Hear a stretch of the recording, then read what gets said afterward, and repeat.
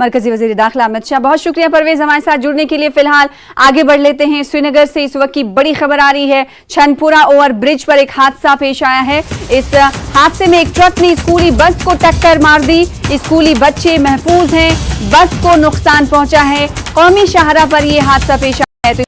तो आपको श्रीनगर के छनपुरा ओवर ब्रिज पर पेश आए हादसे से जुड़ी हुई दे रहे हैं। एक ट्रक ने स्कूली बस को टक्कर मार दी।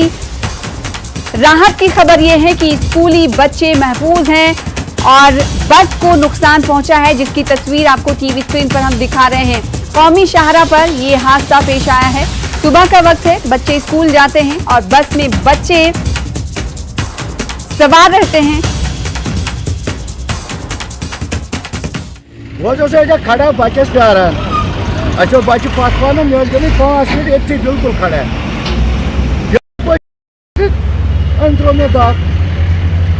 अच्छा आज क्या बोल ये बंद तो स्कूल बस हाँ ना स्कूल बस कम स्कूल सुप्रीम बर्डस बच्चे मा कौन ना बच्चे सारी तो मैडम के साथ थोड़ा प्रेस बेकस दीत अमिस थोड़ा आमुत प्रेस वन क्या करूँ तुम वन अमिस वन कागज वागज गाड़ी नक्शा मे कागज वागज दी। अच्छा अमिस कागजी की